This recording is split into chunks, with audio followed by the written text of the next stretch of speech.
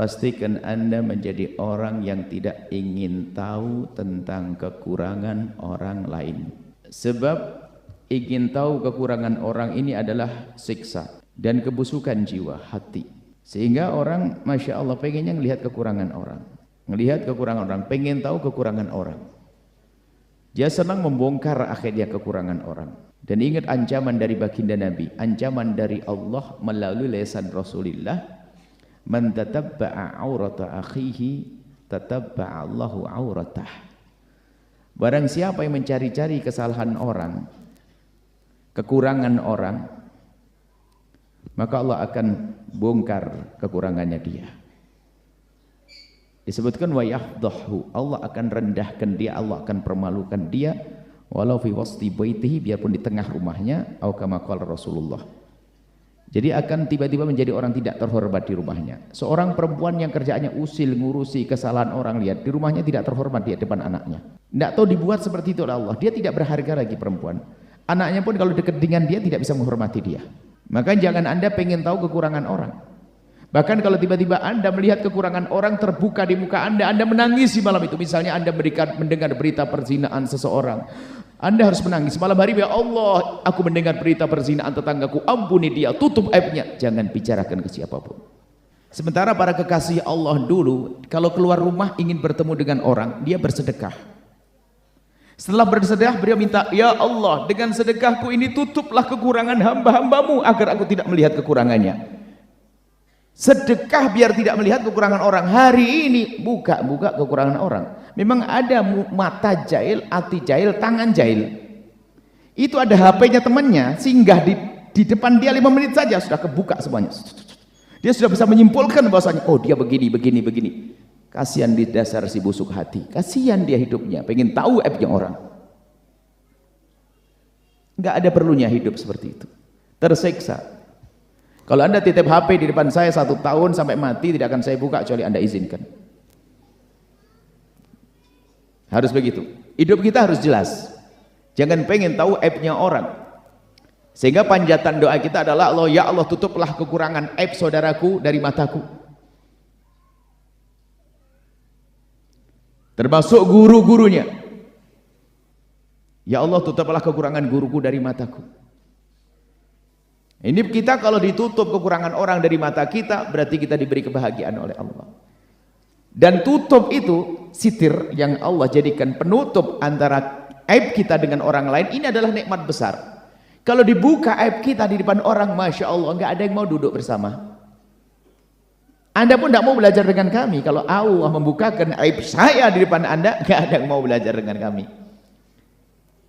Anda ini berdampingan dengan kawan dekat, kalau dibukakan aibnya nggak mau duduk sudah.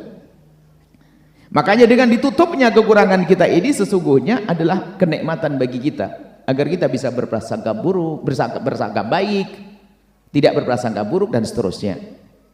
Makanya mencari-cari kekurangan orang adalah termasuk dosa gede. Pernah Sayyidina Umar bin Khattab, ada rumah orang. Rumah di negeri terhormat itu biasanya ada tembok tinggi, kehormatan wanita di dalamnya. Rupanya ada tetangga itu memanjat, melihat dari pagar temboknya, melihat rupanya tetangganya lagi mabuk minuman keras. Akhirnya wah bergegas, pengen amar ma'ruf dan muka, lapor ke Khalifah Umar. Khalifah, saya melihat tetangga saya minum minuman keras, mabuk. Sayyidina Umar bertanya, dari mana kau tahu? Saya mencoba naik ke pagar saya, lalu saya melihat. Kata Sayyidina Umar, hukum orang ini kurang ajar. Ngapain dia naik pagarnya orang? naik pagarnya orang. Nah, ini nggak boleh kita pengen tahu aibnya orang. Ada memang nasibnya perempuan, karena saya menghadap sini. Laki-laki sama sebetulnya nih. Nanti jangan. Ada nasibnya orang itu kalau masuk ke rumahnya orang, lihat buku-buku. Itu bukan buku sejarah Nabi yang lihat, buku agenda, ya langsung agenda 10 menit tahu. Memang hatinya hati jelek dia.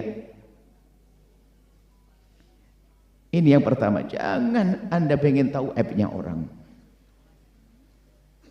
Sampai suatu ketika seorang anak bertanya, Buya, dia sudah suudzon sama ibunya. Buya, kelahiran saya itu, ini sudah gede anaknya, kelahiran saya itu ternyata saya melihat akte nikah ayah saya. Kelahiran saya ternyata jauh setelah surat nikah ada. Apa? Sebelum surat nikah?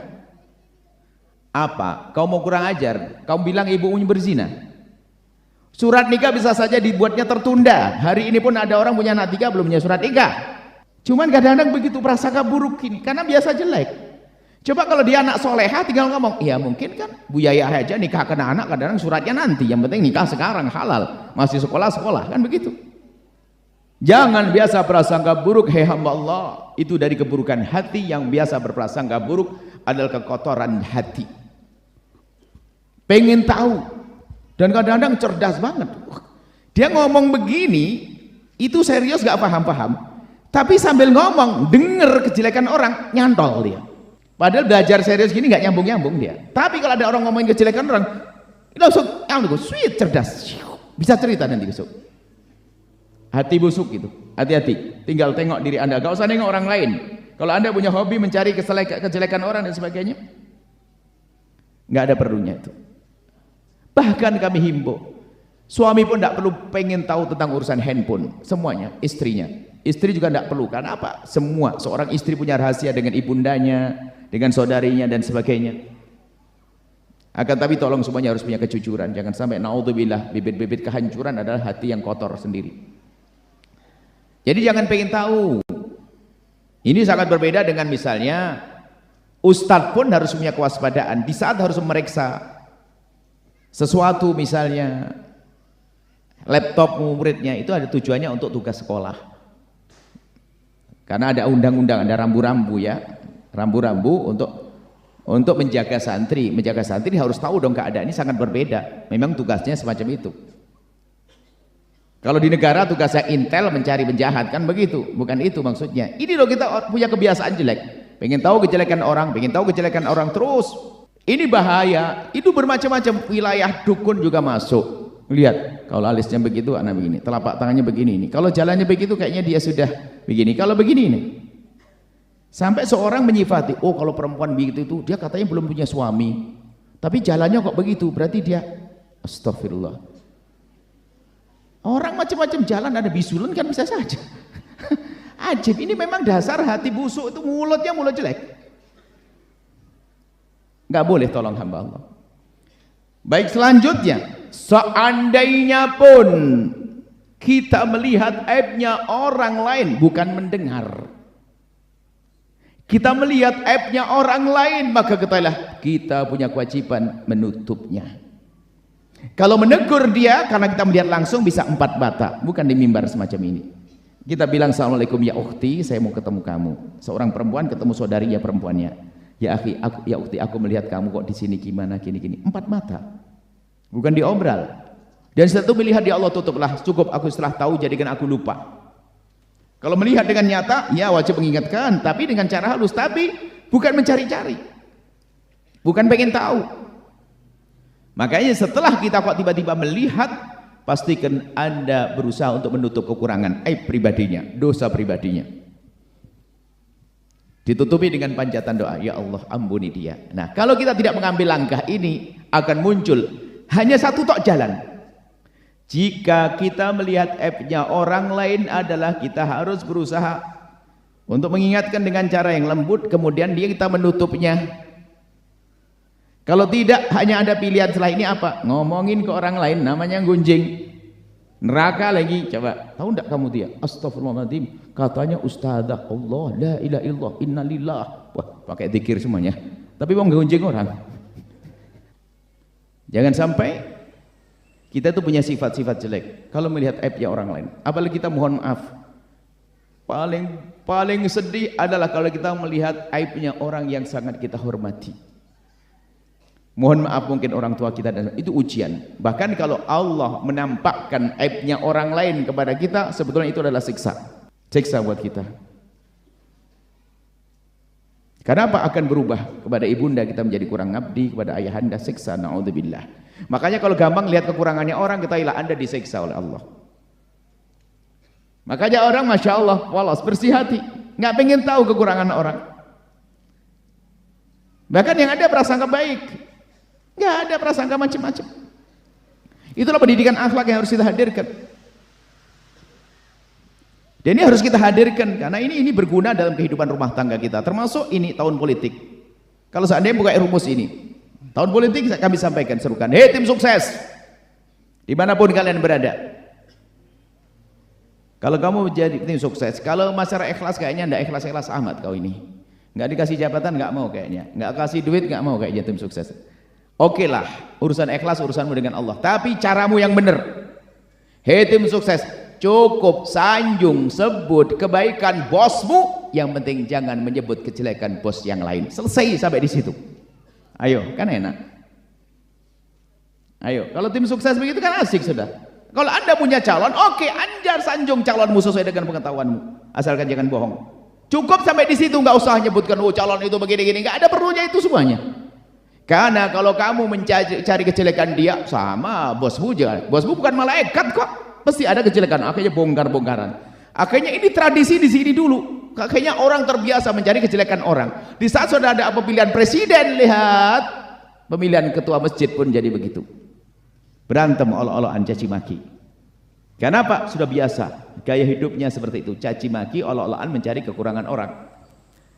Jadi tolonglah, ayo kalau kita melihat kekurangan atau apa namanya aibnya orang lain, jadilah Anda pejuangnya untuk bisa menutupnya. Dosa pribadi ya dosa kepada Allah, bukan dosanya orang terang-terangan bermaksiat, itu beda. Orang mabuk di tempat tersembunyi, kita doakan semoga Allah mengampuni. Dengan sembunyinya itu dia sebenarnya malu, dia nggak perlu Anda sebarkan, Anda dekati, Anda ingatkan dia. Sehingga dalam perzinahan bagaimana Islam menutup aib. Kalau ada dua orang ngintip melihat orang berzina, kemudian lapor ke mahkamah, Pak Hakim Islam, saya melihat orang berzina. Benar kamu lihat? Benar. Di mana? Di tempat itu. Benar, saya ngelihat begini. Berapa orang kau? 2 orang. Oh, 2 orang kau. Kau yang dicambuk 80. Kenapa? Enggak cukup dengan 4 saksi. Jadi begitu indahnya Islam itu menutup aib. Nah, ini jangan gampang dikit-dikit. Sekarang katanya saja sudah kayak beneran. Apalagi yang sedang medsos itu, sedang nyebar hoax. Hoax. Terserah. Karena saya tidak suka itu. Kan selagi tidak suka bebas terserah. Ketahuilah bahwa ini kan kehinaan. Ada apa hidup semacam itu? Nabi tidak mengajarkan hidup seperti hidup kita. Coba kalau melihat kekurangan orang, pastikan itu jadi bahan Anda menangis di tengah malam. Melihat tetangga Anda baik hati, tetangga Masya Allah rajin membantu kita dan sebagainya, cuman dia tidak sholat Jumat, tuh Anda menangis di malam hari. Ya Allah, itu tetanggaku baik kepadaku, cuman dia jarang sholat Jumat, padahal dia laki-laki yang sehat, nggak musafir di rumah. Ya Allah, ya gitu aja dulu. Nggak usah astagfirullahaladzim, ya Allah katanya sering bantu masjid, nggak pernah sholat Jumat. Kok merendahkan orang? Apa itu hidup orang seperti itu? Nah, ini memang ini akan kami giring pada masalah perpolitikan di tahun ini. Kadang-kadang antara politik, antara tokoh dengan tokoh, pengikut dengan pengikut itu caci makinya lebih serem. Kadang-kadang yang di atas itu besanan, kita masih berantem. Kita betul-betul dibodohi, bukan bodohnya, memang bodoh betul karena kita mengotori hati kita dengan caci maki. Kalau seandainya suara kami didengar, ajib nanti. Pemilihan umum 01, 02, 03. Habis kampanye itu minum teh bersama di kafe yang sama, Kafe Al-Bahjah. Dengar nasyid nanti. Itu, wah minum bareng teh bersama. Gimana bosmu? Ya semoga baik lah. Bosku gimana? ya semoga ya gitu aja. Itu aja jadi enak. Sekarang sudah mulai bongkar-bongkaran, caci maki. Jadi kayaknya pengen punya presiden yang malaikat, yang nggak ketemu. Turun dalam rumah tangga pun juga demikian. Masya Allah, kalau sudah hati busuk, na'udzubillah. Seorang suami pergi kerja di Jakarta, tiba-tiba marah kepada istrinya, mau mencerai. Kenapa? Katanya apa? Saya mimpi kamu duduk dengan seorang laki-laki. Ini orang badah super kuadrat berapa itu? Oh, hanya mimpi saja. Ini berarti biasa dia tuh prasangka buruk. Prasangka buruk itu repot kalau Anda duduk dengan orang yang biasa prasangka buruk kepada Anda, itu capek Anda. Sebab orang biasa prasangka buruk itu kalau Anda menjelaskan sesuatu yang jelas, dia lebih senang melihat yang nggak jelas. Repot dijelaskan. Makanya jangan dekat sama orang suka prasangka buruk, sudah selamat tinggal. Bahaya. Anda jelaskan, nggak paham dia. Karena dia nggak pengen yang jelas. Husnudzon itu penting, makanya jangan suka prasangka buruk. Nah, ini rentetan kekotoran hati ini macam-macam, menggunjing, menfitnah. Prasangka buruk seperti kenyataan, menfitnah. Tahu enggak ibu itu? Astagfirullah, saya dengar begini, masya Allah. Tapi dia katanya mendengar saja, cuman astagfirullahnya serius. Astagfirullah. Innalillah. Dan itu yang banyak ibu-ibu. Ternyata di bapak-bapak juga banyak. Jangan gitu. Saya adil, Bu. Kalau ndak adil masakan asem, nggak gurih nanti.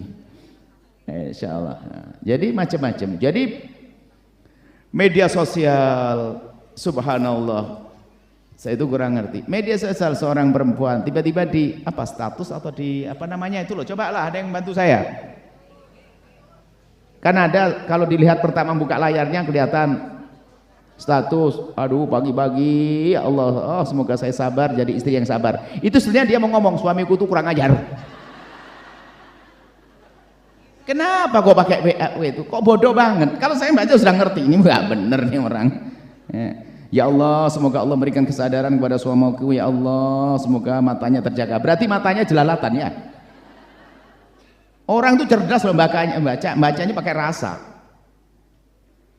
Jadi kalau nulis itu yang baik, bikin status ya, status yang baik. Saya enggak tahu status, status bersuami ya. Itu saya status WA itu saya enggak pernah urusan. Makanya tak tahu WA saya itu gambarnya apa statusnya, gambar apa itu enggak paham statusnya. Jangan-jangan gambar apa gitu ya, tolong dilihat lah. Bu Yahya statusnya aneh kan enggak ngerti nanti. Itu bukan saya yang buat ya, kalau ada aneh-aneh. Cobalah kita perlu belajar hati yang benar, kepada suami prasangka baik, pada istri prasangka baik. Jangan disebut.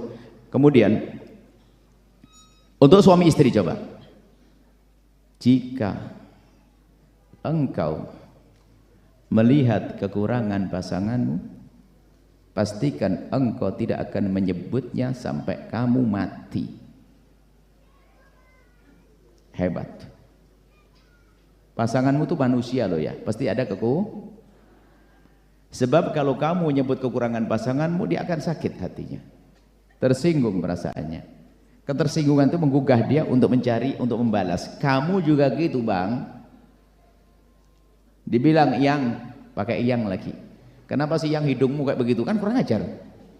Sebelum nikah pun sudah tahu hidungnya begitu, sudah nikah kenapa ngomong begitu? Ini kan kurang ajar banget. Dia tersinggung. Iya bang, kenapa mulut abang juga begitu? Kan balas.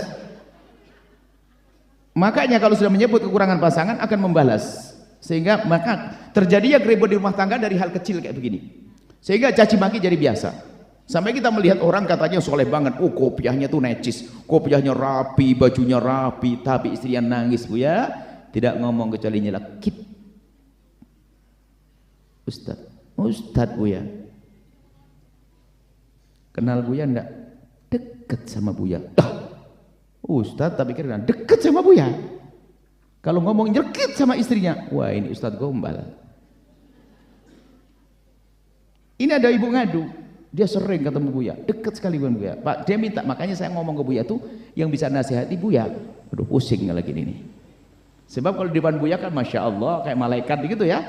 Yang ngadu istrinya, istri saya, suami saya ngomong tentang nasab saya, tentang mulut saya, tentang mata saya, rambut saya. Kalau habis tidur kan nggak sisiran Buya, itu sudah langsung dibilang kamu kayak genderuwo. Ajib. Mungkin dia tidak sadar kalau dia kayak demit. Saya tidak senang laki-laki begitu. Itu ada dalam hidup kayak begitu. Kenapa kok seperti itu hamba Allah? Makanya hidup paling indah adalah mengikuti petunjuk baginda Nabi Muhammad SAW.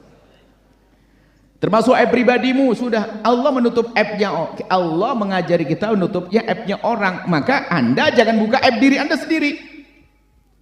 Yang lalu biar berlalu, masa lalu yang kotor, mungkin dulu pemabuk, sudah biarkan yang lalu.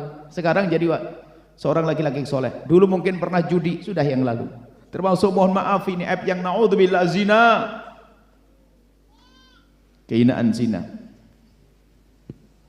Zina hanya dilakukan oleh orang yang biasa dengan kehinaan. Begitu mudahnya hari ini orang kepleset dalam zina, syahwat, na'udzubillah. Orang mulia susah melakukan itu, ada pintu halal. Sebelum saya bicara tentang abjad zina, saya bicara tentang wanita mulia. Wanita mulia itu susah berzina. Tadi saya cerita kepada anak santri putri tentang kemuliaan seorang wanita itu ada, biarpun belum kenal agama, kemuliaan diri wanita itu ada. Punya harga diri. Kita tahu Sayyidina Nabi punya paman yang namanya Sayyidina Hamzah. Paman beliau yang sangat beliau cintai.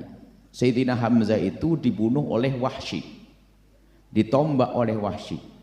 Dan Wahsy itu menombak membunuh Sayyidina Hamzah demi mendapatkan kemerdekaan atas sayembara. Yang mengadakan sayembara ini perempuan, namanya Hindun. Hindun itu perempuan yang hebat. Perempuan yang ternama, terhormat. Maksudnya tersohor. Mungkin kalau sekarang public figure. Sehingga kalau laki-laki berperang itu kalau sudah dengar suaranya Hindun tuh nggak ada yang berani mundur. Nahnu banatut thariq namshi andan nawarik namarik. Dia selalu menyenandungkan syair-syair yang menjadikan orang maju berperang. Hindun begitu bencinya dengan Nabi sayembara. Betul, Wahsy bisa membunuh Sayyidina Hamzah. Jasadnya Sayyidina Hamzah didatangi, dirobek itu perutnya, dadanya, diambil hatinya dan digigit, tanda kebenciannya kepada Nabi Muhammad SAW, sampai dia digelari dengan Hindun akilatul akbat, Hindun sang pemakan hati, pemakan hati, jantung hati. Baik, bersama berjalannya waktu, Fathu Makkah, kemenangan Islam, Nabi Muhammad kembali ke Mekah. Beliau ini termasuk orang yang masuk Islam, Hindun ini. Bayangkan, wanita yang dalam kejahiliannya, orang tersohor dalam masa jahiliyah, bukan perempuan abal-abal, perempuan yang keren, perempuan bisa masuk Islam, lalu datang kepada baginda Nabi, seperti kebiasaan Nabi, mengajari yang baik, diajak berjanji. Berjanjilah kalian wahai wanita, termasuk Hindun, berjanji untuk apa ya Rasulullah? Berjanjilah kalian untuk tidak menyekutukan Allah. Ya, kami sudah beriman, kami berjanji tidak akan menyekutukan Allah. Berjanji apa lagi Rasulullah? Berjanjilah kalian untuk tidak minum minuman keras. Maka mereka mengatakan, Hindun berkata, kami berjanji untuk tidak minum minuman keras. Berjanji apa lagi Rasulullah? Berjanjilah kalian untuk tidak memutus tali persaudaraan. Berjanjilah kalian untuk tidak berjudi. Kami berjanji untuk tidak berjudi dan seterusnya. Kemudian terakhir Nabi mengatakan, Hindun bertanya, ada lagi ya Rasulullah? Nabi menjawab, ya. Berjanjilah kalian untuk tidak berzina. Di saat diajak berjanji untuk tidak berzina, agak menolak, ini si Hindun terkaget. Ya Rasulullah, adaznil hurratu. Ya Rasulullah, apakah kebayang orang seperti saya ini melakukan zina sehingga harus berjanji untuk tidak berzina? Padahal dia baru masuk Islam, ternyata di masa kekafirannya tidak kenal perzinaan. Karena dia ngerti kemuliaan dirinya. Nggak bisa disentuh oleh kaum laki-laki, kecuali suaminya. Ini belum masuk Islam, punya harga diri. Adaznil hurratu, apakah seorang merdeka seperti saya kebayang untuk berzina? Nggak terima di saat diajak berbaiat untuk tidak berzina. Kenapa? Nggak kebayang zina dalam otaknya. Syahwat ada, tapi kalah dengan menjaga kehormatannya. Oh ya, ini belum masuk Islam, bayangkan. Dan memang kemuliaan wanita itu dia sendiri yang bisa menjaga. Nah, ini maka yang terjerumus adalah kehinaan. Maka pintu halal ada, kenapa masuk pintu haram ya Allah? Apalagi zaman-zaman media sosial dan sebagainya, orang kepleset dalam zina. Dan itu tidak serta-merta mungkin karena komunikasi dan seterusnya, sehingga merasa lebih nyaman komunikasi dengan laki-laki itu. Padahal suaminya mungkin lebih segala-galanya. Hanya bab komunikasi saja suaminya kurang. Dia merasa nyaman berkomunikasi dengan laki-laki. Tak tahunya terus dalam zina, rendah hina dia. Dan laki-laki pun demikian, na'udzubillah, takut pada Allah. Zina adalah hina. Semua dosa begitu mudah dihapus. Kalau ada orang kafir masuk Islam, namanya mu'allaf. Seorang cucu bangga, ibuku mu'allaf tahun begini, nenekku mu'allaf tahun begini, senang. Tapi kalau dengar berita nenekku berzina, malu dia. Aib yang nempel akan dijidat sampai kapanpun. Maka tolong pintu halal buka, sehingga kami sampaikan, hei para orang tua, jangan persulit pernikahan anak-anakmu. Zaman ini bukan seperti zamanmu. Hei yang orang lahirnya tahun 65 sampai 70. Orang yang 70 sampai 73 sampai 80 deh, yang lahirnya di bawah 80-an, tolong perhatikan, jangan terus anak-anakmu untuk menikah. 80 ke atas sudah mulai jangan kacau. 98 sudah mulai ada WhatsApp ya, ada internet segala macam. Atau 9 berapa itu? Mempermudah pernikahan tentunya dengan pertimbangan siapa calonnya dan sebagainya. Dalam bahasa lain diizinkan untuk berpacaran yang halal di bawah pernikahan dan seterusnya. Diajarkan kemuliaan, termasuk bagi mohon maaf yang punya hajat belum menikah segera menikah, permudahlah urusan pernikahan karena halal itu mahal, haram adalah kehinaan. Naudzubillah. Ini harus kita waspadai. Kemudian jika ada orang terpeleset dalam zina, hai hamba Allah, segera kembali kepada Allah. Allah Maha Pengampun. Maka caranya cukup tutup aibmu itu. Bahkan tidak dianjurkan kalau ada pemerintahan Islam lalu Anda ngajukan ke mahkamah, Pak Hakim, tolong hukum saya karena saya telah berzina. Tidak dianjurkan. Bahkan Nabi pun juga mengajari untuk menutup aib. Seorang laki-laki datang, ya Rasulullah, halaktu wa qad zanaitu fattahhirni, aku kepleset dalam zina, sucikan aku ya Rasulullah. Datang ke Nabi, Nabi tidak langsung mengatakan iya, tapi Nabi mengalihkan lagi, la'allaka lamasta, kamu mungkin hanya sentuhan saja. Tidak ya Rasulullah, aku berzina. Nabi menjawab lagi, la'allaka qabbalta, mungkin kamu hanya mencium saja. Tidak ya Rasulullah, aku berzina. Nabi menjawab, la'allaka fakhatta, mungkin di antara dua paha saja. Tidak ya Rasulullah, aku melakukan zina. Sampai 4 kali. Baru Nabi menghukum. Artinya apa? Para ulama memahami aib itu harus ditutup karena ada anaknya di bawahnya. Ada suatu ketika orang datang kepada kami telah terlanjur menceritakan aib suaminya. Kau menceritakan aib suamimu karena kamu marah kan? Iya bu, ya suamiku keterlaluan, dia selingkuh dengan perempuan dan sebagainya. Kau punya anak? Punya. Apa kau tidak sadar kau hancurkan anakmu? Anakmu akan malu sepanjang hidupnya. Dia punya bapak berzina atas perintah ibundanya. Ayo, makanya anakmu bawa ke saya nanti biar psikologinya hidup. Jangan sampai anaknya diputus asa. Oh bapak saya begitu, ngapain saya jaga-jaga? Bapak saya kan tidak benar, ngapain juga? Wah, ini bahaya sekali psikologi. Makanya ditutup aib itu. Ini ilmu yang paling penting di hari ini. Dibongkar, apalagi sekarang di media sosial, nggak bisa ditutup itu. Istrinya nyesel, aduh terlanjur. Iya, kamu telah menghancurkan anakmu sendiri. Dia bapaknya loh ya. Jangan hanya karena emosi, permasalahannya jarang ngaji. Sehingga ada sebagian istrinya dibongkar. Istriku telah berzina begini di media sosial. Astagfirullahaladzim. Kalau memang sampai dalam Islam, kalau memang kamu telah melihat dengan bukti nyata dengan matamu seyakin-yakinnya istrimu telah melakukan kehinaan zina, cukup kau cerai, ajarkan untuk menikah dengan yang baik dan kau nikah yang lainnya, selesai. Nggak usah diobral. Itu adalah berangkat dari dendam itu. Kalau mau istrinya tidak benar, ya sudah, semoga adalah baik dengan wanita laki-laki lain, selesai. Dicerai tanpa harus membongkar aibnya. Kenapa? Ada anak di dalamnya, ada keluarga di dalamnya. Masya Allah. Ini ilmu termasuk masalah aib tadi. Kemudian, bagi yang pernah kepleset dalam zina, tolong segera ditutup. Jangan ceritakan kepada siapapun, kepada bangsa manusia. Manusia tidak bisa mengampuni, bisanya manusia hanya menggunjing dan mengolok serta merendahkan. Kecuali memang ada orang bertemu dengan orang karena mungkin tidak ngerti solusinya bagaimana. Ada banyak hal, mungkin sudah ada di perutnya ada sesuatu dan seterusnya. Dia ingin sembuh, dia ingin tapi nggak tahu jalan, bisa saja. Tapi ingat, harus dengan orang-orang benar. Dia orang soleh, orang takut kepada Allah, orang wara, orang bisa dipercaya, orang bisa menutup aib. Jangan diceritakan pada semua orang. Bahkan jika ada wanita yang hamil luar nikah, ketahuilah jangan sampai anaknya tahu kalau ibunya dulu berzina. Harus disetting yang cakep. Jangan sampai anak merasa terendahkan karena dia tidak punya apa? Ayah. Ini ilmu yang para ustadz mohon agar dimiliki oleh para ustadz. Hei ustadz dimanapun anda berada, jangan hanya ngajar fikih saja. Ngajar kesempurnaan akhlak ini penting. Ini kami sampaikan para ustadz, ini penting ilmu yang para ustadz harus punya.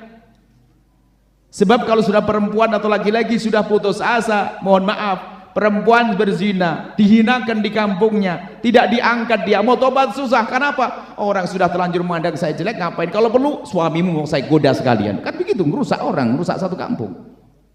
Makanya pendidikan dalam Islam itu penting. Hei yang kepleset dalam zina, tutup aibmu sebisa mungkin. Tutup aibmu.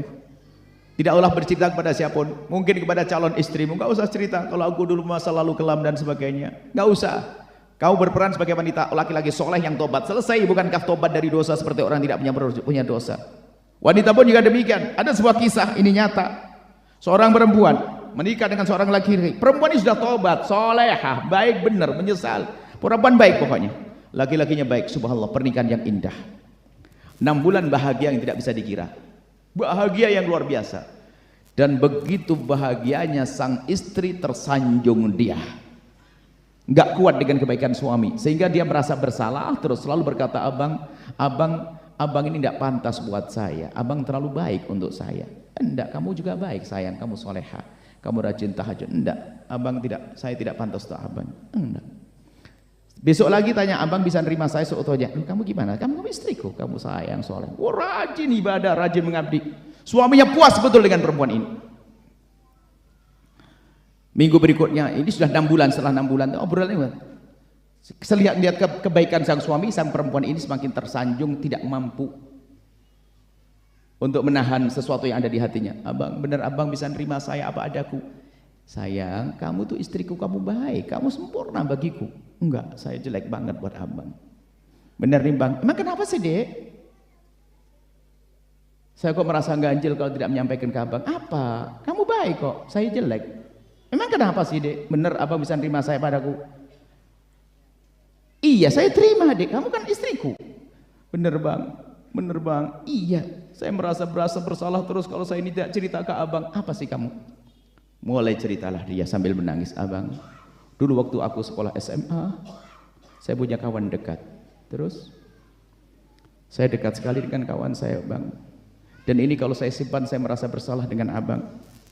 Terus kenapa? Karena begitu dekatnya saya dengan dia sampai terjadilah sesuatu. Suaminya nggak nyambung. Sesuatu apa? Hubungan apa? Saya melakukan seperti layaknya suami istri. Hah? Menangis kayak disambar petir tuh. Wanita solehah ternyata punya masa lalu sekelam itu. Laki-laki itu memeluk dia dan menangis dia. Dia tidak pernah gampang menangis menderu-deru, menangis di peluk istrinya. Dan setelah itu istrinya dilepas, lalu dikatakan, sekarang kamu aku cerai. Dan pantas perempuan itu dicerai karena bodohnya dia, kenapa dia bercerita tentang masa lalunya. Inilah ilmu yang jarang dimiliki. Aib tidak boleh ceritakan pada siapapun. Jangan cerita kepada siapapun. Laki-laki pun juga masa lalu. Akhirnya tidak kembali lagi sudah. Karena dia sangat mencintai dia.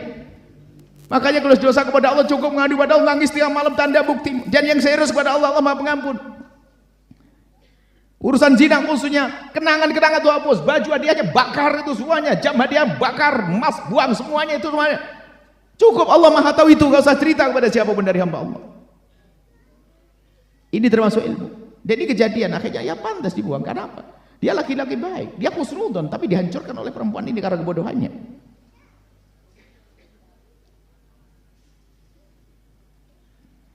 Nah ini, baik saya tutup sampai di sini. Kemudian dari dirinya sendiri harus bisa menutup aibnya. Masalah dosa kepada Allah bukan dosa zina. Mungkin dulu jarang melakukan sholat, dulu pernah berjudi, katanya sudah tobat dari mabuk. Saya sih dulu biasa 2 krat habis. Ngapain cerita-cerita? Ngapain cerita-cerita? Cukup diam saja, masa lalu berlalu. Jangan ceritakan masa lalu.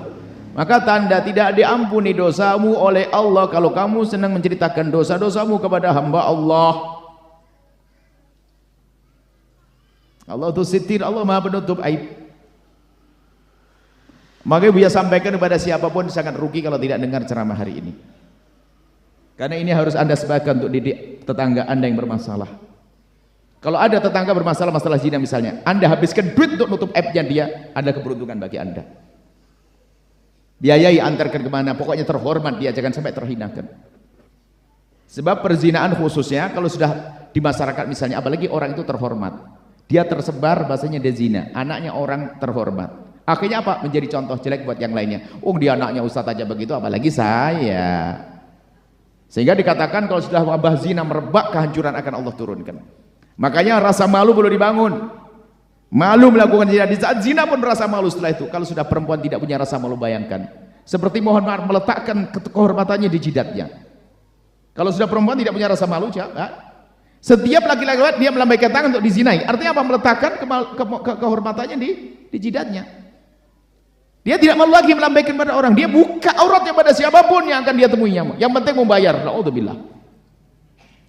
Makanya kita doakan wanita-wanita semacam itu, semoga Allah mengembalikan kehormatannya, kemuliaannya, menjadi punya rasa malu yang tinggi. Asal ini saja. Jadi pertama adalah Anda jangan ingin tahu aibnya orang.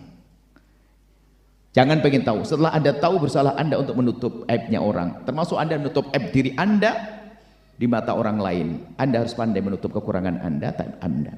Bukan bab munafik kan di sini babnya. Munafik Anda berbohong untuk, ada munafik babnya bukan ini. Jangan sampai dihubungkan ini. Anda menutup aib itu dosa pribadi ya.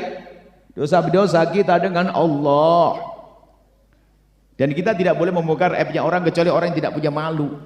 Dia berzina cerita-cerita berarti dia perempuan rendah. Kalau kita menyebut karena untuk menyelesaikan, dia cerita, oh kemarin aku dengan suaminya ini, kemarin aku, wah gila dia, gila. Tapi kalau orang menyembunyikan maksiatannya, berarti dia ada harapan untuk tobat. Seperti itu. Ini yang bisa kami hadirkan. Jadi pertama Pak, jangan Anda pengen tahu kekurangan orang lain setelah Anda tahu bersalah Anda untuk menutupnya.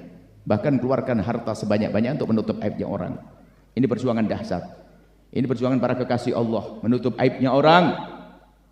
Wali-wali itu adalah pekerjaan menutup aibnya orang.